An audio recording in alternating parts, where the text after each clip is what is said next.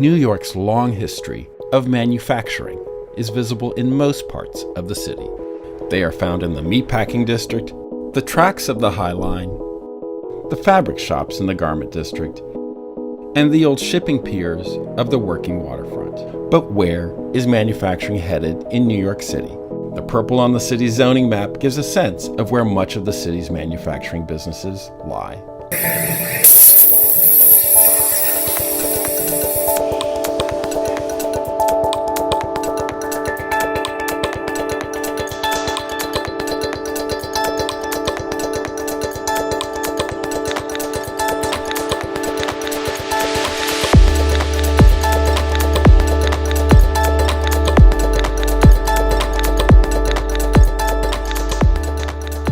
We are a 3D services company, and we are aiming to provide extremely affordable and extremely fast and high quality 3D modeling services.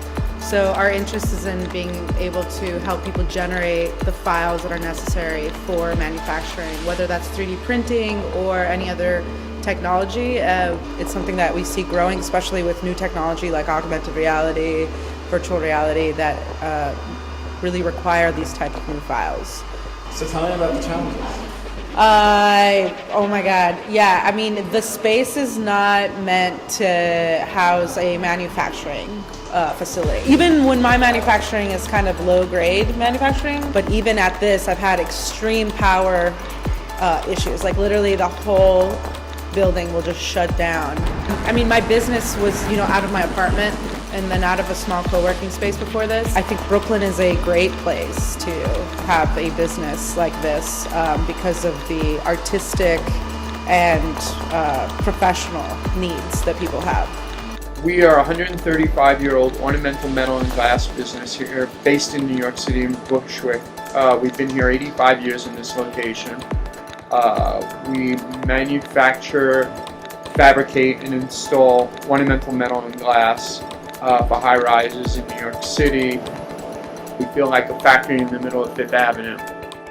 Real estate values have increased exponentially over the years, and as people could no longer afford to live in Williamsburg, they started moving here, and the neighborhood began a gentrification process as we're perpetually bombarded with offers for the properties, that they'd rather see these properties be residential or retail versus commercial, and manufacturing. The rents are higher, costs to do business here are higher because of gentrification, and thus drives up our costs to our customers. We are 5 generations of frame makers and gilders. Metropolitan Museum, we do a lot of work for MoMA. We do a lot for Christie's, Sotheby's. Our product, just because it is done the way it is very costly, and it's all handmade.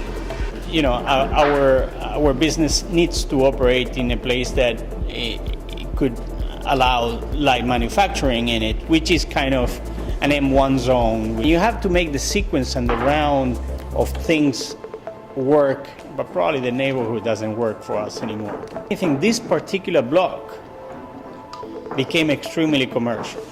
The rents are not the same.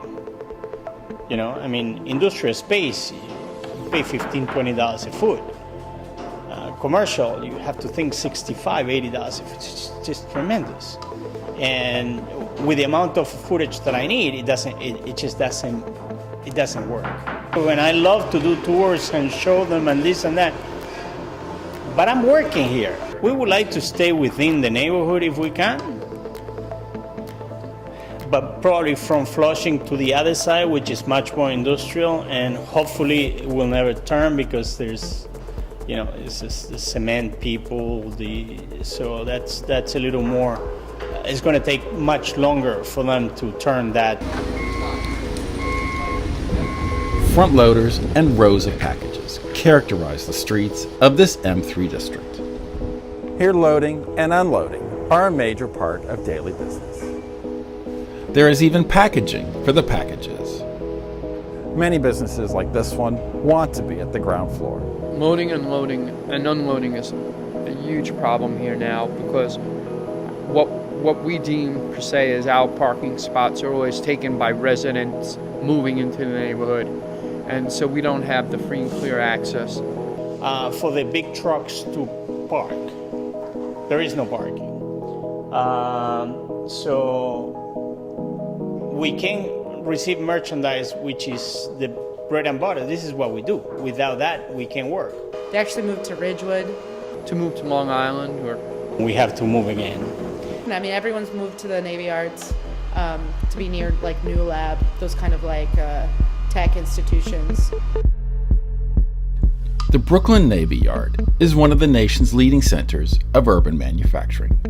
Once the construction site of World War II battleships, it now houses over 400 manufacturing-focused businesses.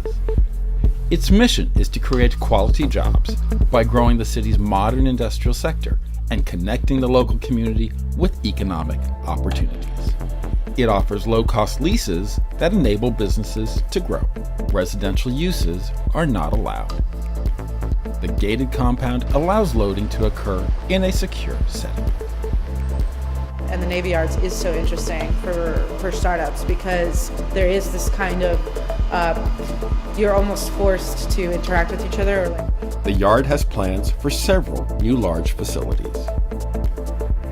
In 2013, the 19th century Bush Terminal was renovated to house the economy of the future.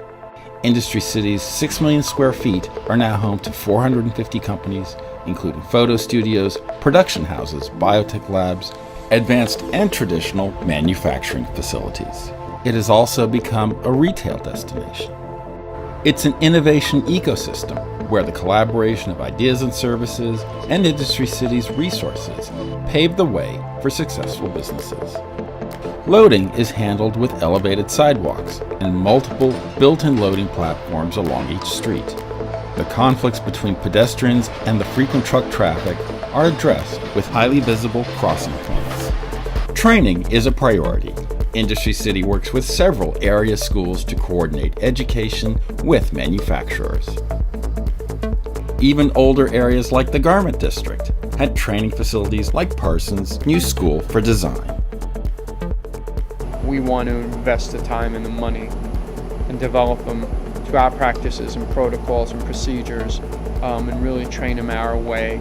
I've actually had a couple of clients who are people who are local to the area, let's say Latino and African American clients who are not necessarily familiar with the technology and end up engaging with it. So that's been an extremely pleasant and just like an awesome experience.